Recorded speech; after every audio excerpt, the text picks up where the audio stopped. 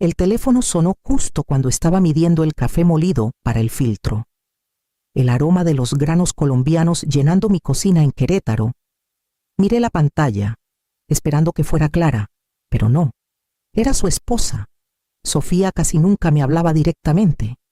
Y cuando lo hacía, su voz tenía ese brillo ensayado, como si ya estuviera imaginando la impresión que dejaría. Elena, dijo, vamos a tener una cena muy íntima mañana en la noche en San Miguel de Allende. Mis padres llegaron ayer de Mendoza y están deseando conocerte de verdad esta vez. Solo familia. Hice una pausa, con la cuchara suspendida sobre el filtro. Solo familia, repetí, tratando de descifrar si Clara había tenido algo que ver con la decisión. Sí, continuó Sofía con suavidad. A las 7:30 en punto. Y, por favor, vístete formal. Mis padres son muy tradicionales. Valoran la discreción, la dignidad callada. Tú me entiendes. Su tono era calculado, como si me estuviera dando instrucciones para no avergonzarlos. Claro, respondí, dejando la cuchara con cuidado. Ahí estaré. Perfecto. Nos vemos entonces. No preguntó si el horario me venía bien. No mencionó a Clara. La línea se cortó antes de que pudiera decir algo más. Me quedé en el silencio que siguió, con la cafetera zumbando detrás de mí, la cocina de pronto más pequeña.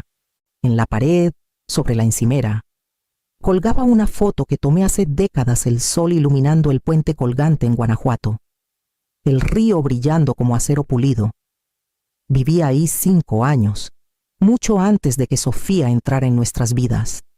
5 años de contratos, viñedos y largas charlas en un francés impecable. Nadie lo sabía. Nunca preguntaron.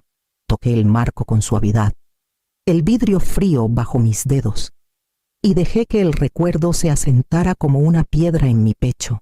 De vuelta en la encimera, el café goteaba lentamente, pero su aroma ya no invitaba. Las palabras de Sofía se pegaron a mí, afiladas, como si fuera una carga que debían manejar, no una invitada bienvenida. Vertí el café en mi taza, me senté a la mesa y miré el vapor que subía en espirales. Lo que trajera el mañana no sería tan simple como una cena familiar. Nunca lo era. La noche siguiente, manejé hacia el norte por la carretera que bordea el río Laja. La luz otoñal suave contra el agua. Las calles de San Miguel eran demasiado perfectas. Cada jardín podado como si esperara una inspección. Las casas alineadas en una exhibición de éxito ensayado. Estacioné al borde del camino de entrada de Clara y Sofía. Alicé la manga de mi saco y caminé hacia la puerta. Clara abrió antes de que tocara. «Mamá», dijo, sonriendo, y me envolvió en un abrazo. Por un instante, sentí el calor de la niña que solía acurrucarse en mi regazo con sus libros ilustrados. Me miró de arriba abajo, con los ojos brillando. «Te ves increíble, elegante.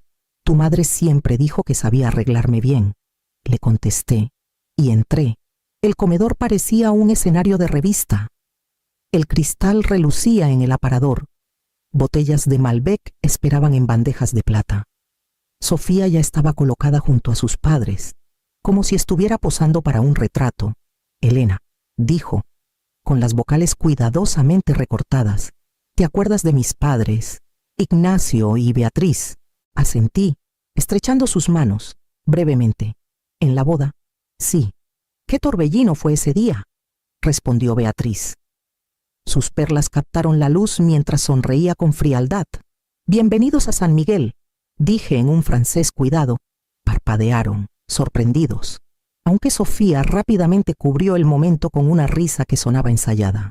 Nos sentamos a la mesa, larga y brillante bajo la lámpara de araña. El mesero sirvió el primer plato, una sopa delicada que olía a puerro y crema. Clara intentó mantener la charla ligera, preguntando por los vuelos y los viñedos. Sofía añadía pequeños adornos, repitiendo cada respuesta como si me estuviera traduciendo. Aunque yo ya había entendido todo, no pasó mucho tiempo. Beatriz se inclinó hacia Ignacio, los labios apenas moviéndose. Es un lastre, murmuró. Un peso muerto. La respuesta de Ignacio fue baja, pero no inaudible. Un fósil. Pobre Clara. Cargarla para siempre. Sofía ladeó la cabeza y susurró. No entiende ni una palabra. Levanté mi cuchara con calma. Dejé que la sopa me calentara la boca y asentí cuando Clara preguntó si necesitaba más sal. Está perfecta, dije. Siguieron. Creyendo que su pequeño fuerte de idioma los protegía, Sofía sonrió con suficiencia, mirándome como maestra divertida por una alumna lenta. Los ojos de Beatriz recorrieron mi chaqueta. Luego volvieron a su esposo, los labios curvándose con una frase sobre apariencias. Ignacio habló de vides viejas que había que arrancar antes de que agotaran la tierra. Cada frase aterrizaba. Las escuché todas. Y seguí comiendo. Cada palabra anotada en silencio, como líneas en un libro mayor que ya había comenzado. Cuando sirvieron el vino, levanté la copa, la sostuve en la mano y tomé solo un sorbo pequeño. Delicioso, dije. El Malbec era rico, con notas de piedra y ciruela en la lengua. Ignacio alzó las cejas ligeramente, pero no dijo nada. Clara, radiante, no notó las miradas que intercambiaban los demás. Mantuvo la noche en marcha, orgullosa de ser una anfitriona amable. No vio los juicios que se emitían en susurros. Yo lo vi todo. Entré a la casa poco después de las 10. Las habitaciones oscuras, salvo por la lámpara que dejé encendida junto a la ventana. El silencio se sentía más pesado de lo usual, como si hubiera absorbido las palabras que traje de San Miguel.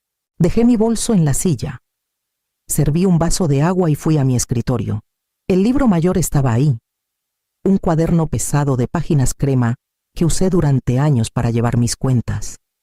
Esa noche tendría otro propósito. Lo abrí en una página limpia y comencé a escribir en 2 columnas ordenadas las frases en francés a la izquierda, sus equivalentes en español a la derecha: un lastre, un peso muerto, un fósil, una reliquia. No entiende ni una palabra. Cada entrada me estabilizaba. La rabia no tenía lugar en la página. Solo la precisión.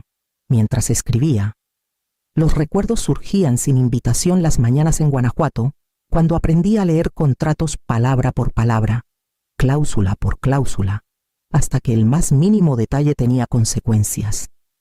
Recordé negociar términos de envío que otros descartaban como triviales, y ver cómo esos términos decidían la supervivencia de un negocio.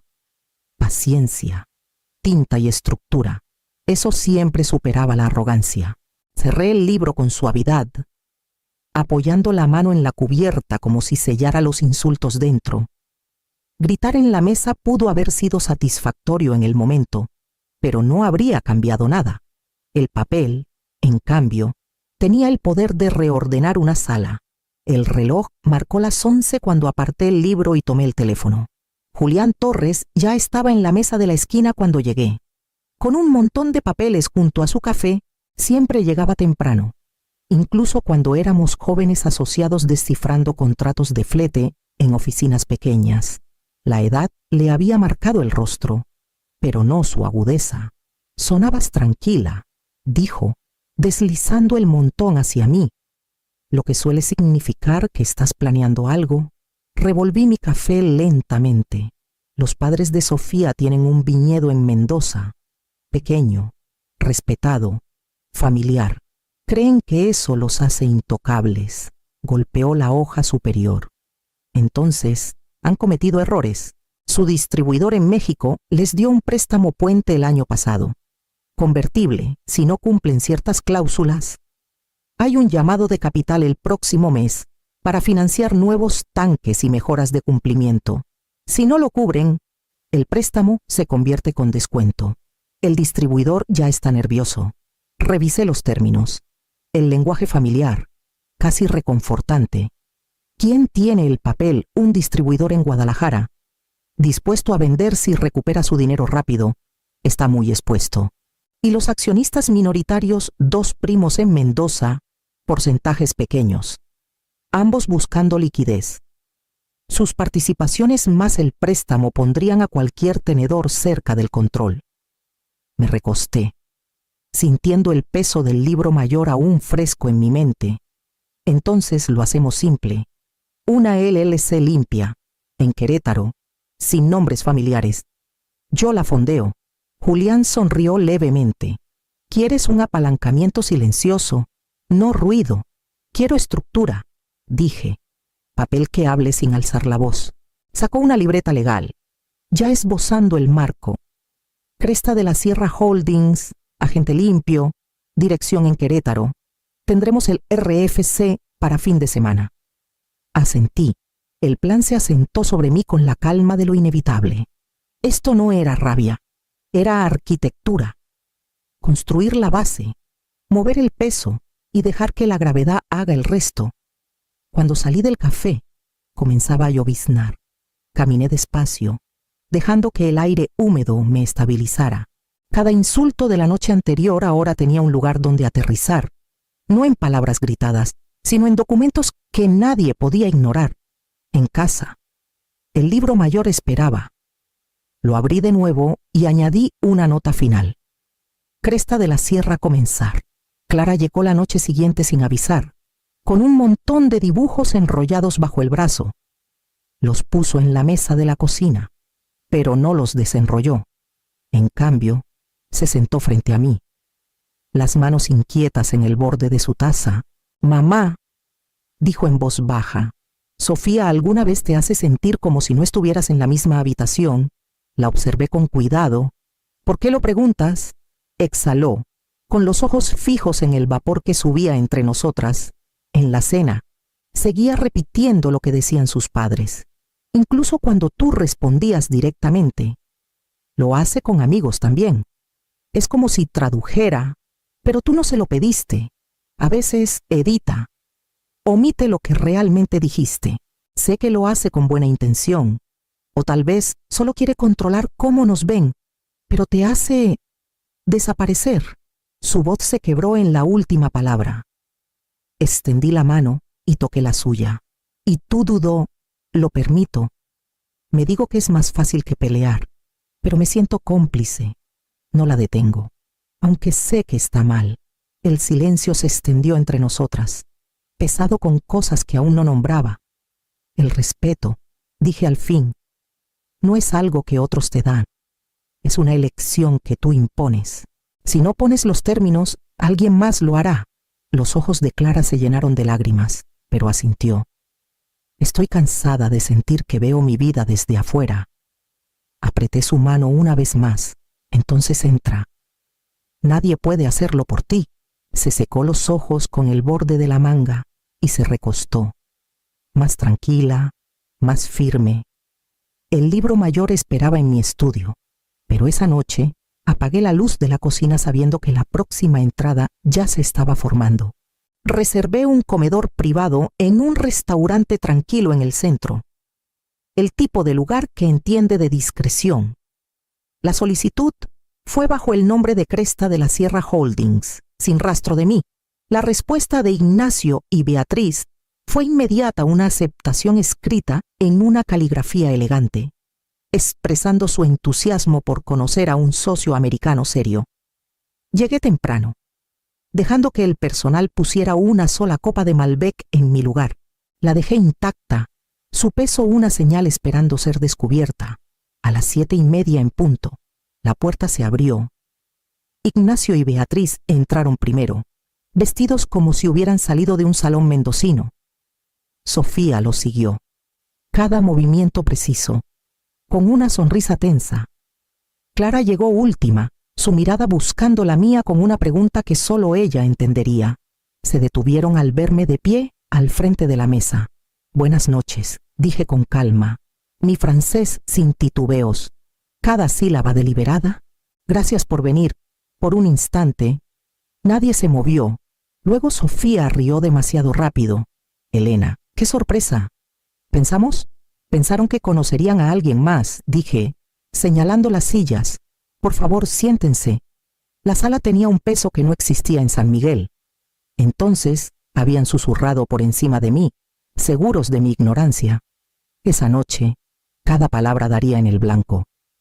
Las perlas de Beatriz se movieron contra su blusa mientras tomaba asiento. Los ojos de Ignacio se entrecerraron, calculando.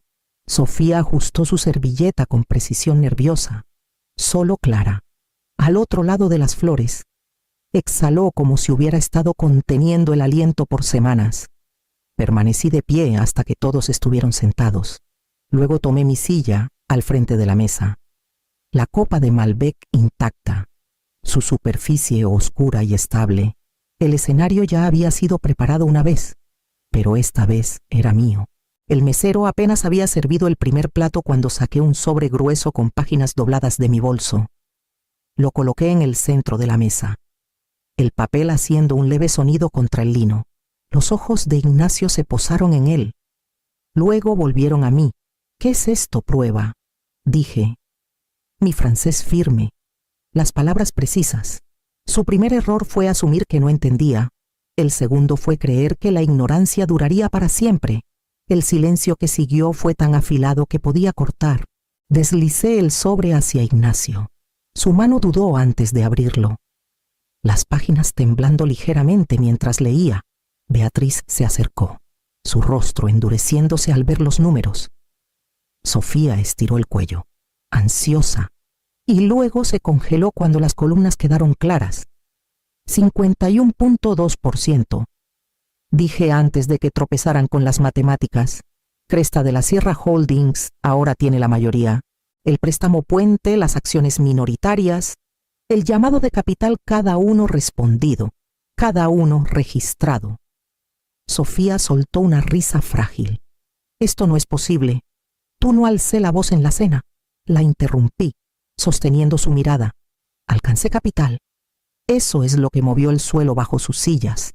Beatriz se enderezó, sus perlas captando la luz de las velas. «Esto es familia. No puedes simplemente».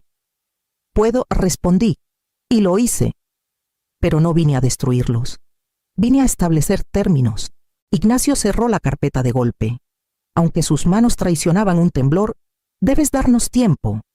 «Esto no, el tiempo se dio», dije con calma. «Ustedes eligieron no verlo». Sofía se inclinó hacia adelante, la voz subiendo. «Estás haciendo un espectáculo. Clara, dile que esto es una locura. No la necesitamos». La voz de Clara cortó. Baja, pero firme. «Para». Sofía parpadeó, sorprendida. Los ojos de mi hija encontraron los míos al otro lado de la mesa, firmes. Luego se volvió hacia los demás. Su francés cuidadoso pero claro. «El respeto empieza aquí». Sus palabras cayeron en el silencio como piedras en agua profunda. La mandíbula de Ignacio se tensó. Beatriz bajó la mirada y Sofía miró a Clara como si fuera una desconocida. Crucé las manos con calma. «La elección es de ustedes. Pueden aceptar la gobernanza, informes trimestrales, cumplimiento, becas para estudiantes de agricultura en Mendoza y Querétaro. O pueden vender limpiamente, a una evaluación justa». Pero el viejo orden terminó. No pueden susurrar veredictos mientras otros cargan el peso. Los labios de Beatriz se abrieron. Luego se cerraron. Ignacio se recostó, el sobre aún bajo su mano, como si presionarlo cambiara la verdad dentro. Sofía abrió la boca. Luego la cerró, incapaz de encontrar un guión. Levanté mi copa de Malbec por primera vez esa noche. Dejé que el vino tocara mi lengua y la puse de nuevo sin decir palabra. La cena continuó, aunque nadie tenía apetito.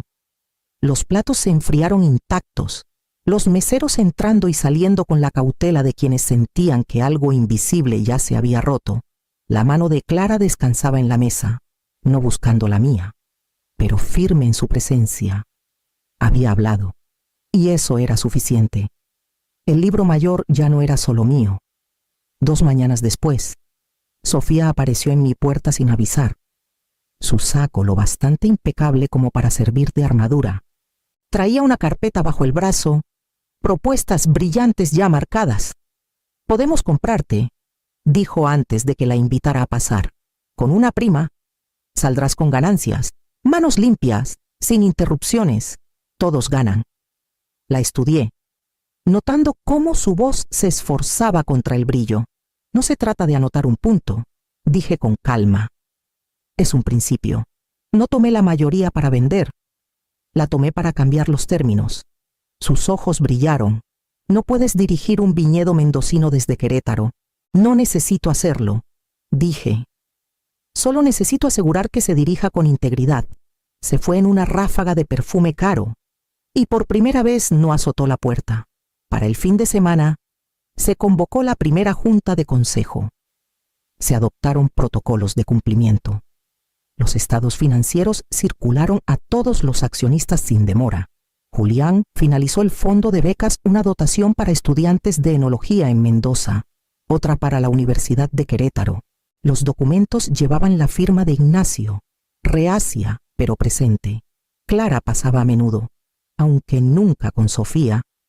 Hablaba de tomar distancia, de necesitar tiempo.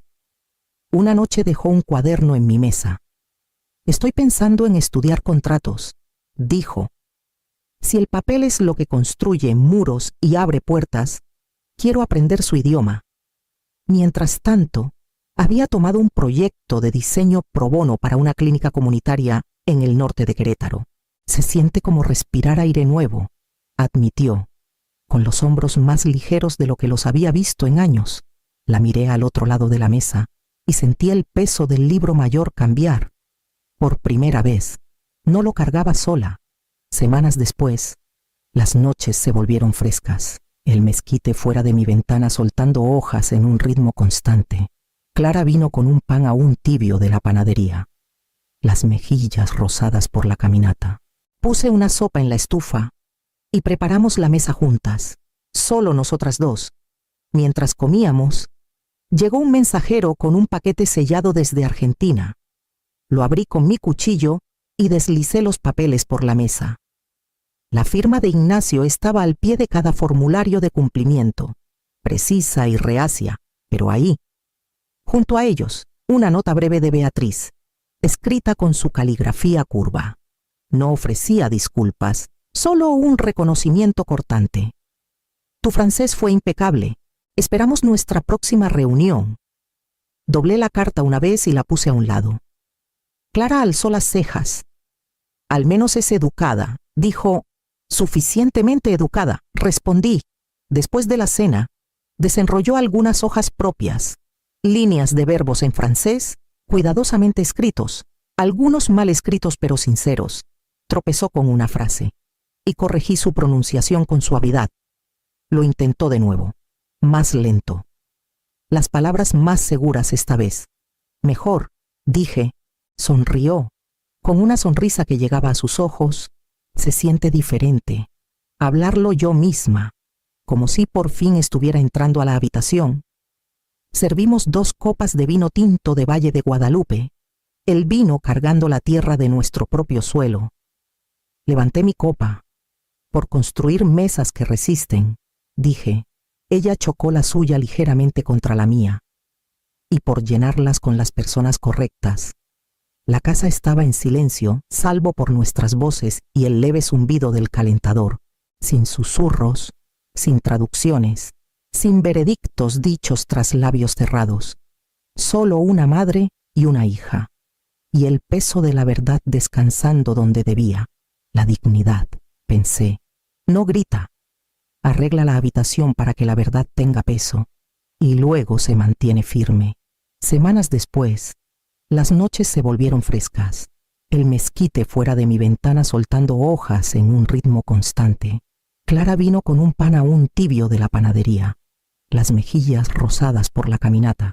Puse una sopa en la estufa y preparamos la mesa juntas, solo nosotras dos. Mientras comíamos, llegó un mensajero con un paquete sellado desde Argentina. Lo abrí con mi cuchillo y deslicé los papeles por la mesa. La firma de Ignacio estaba al pie de cada formulario de cumplimiento, precisa y reacia, pero ahí, junto a ellos, una nota breve de Beatriz, escrita con su caligrafía curva. No ofrecía disculpas, solo un reconocimiento cortante. Tu francés fue impecable. Esperamos nuestra próxima reunión. Doblé la carta una vez y la puse a un lado. Clara alzó las cejas. Al menos es educada, dijo. Suficientemente educada, respondí. Después de la cena, desenrolló algunas hojas propias, líneas de verbos en francés, cuidadosamente escritos, algunos mal escritos pero sinceros. Tropezó con una frase y corregí su pronunciación con suavidad. Lo intentó de nuevo, más lento, las palabras más seguras esta vez. Mejor, dije. Sonrió, con una sonrisa que llegaba a sus ojos. Se siente diferente. Hablarlo yo misma, como si por fin estuviera entrando a la habitación. Servimos 2 copas de vino tinto de Valle de Guadalupe. El vino cargando la tierra de nuestro propio suelo. Levanté mi copa. Por construir mesas que resisten, dije. Ella chocó la suya ligeramente contra la mía. Y por llenarlas con las personas correctas. La casa estaba en silencio salvo por nuestras voces y el leve zumbido del calentador, sin susurros, sin traducciones, sin veredictos dichos tras labios cerrados. Solo una madre y una hija, y el peso de la verdad descansando donde debía. La dignidad, pensé, no grita. Arregla la habitación para que la verdad tenga peso, y luego se mantiene firme.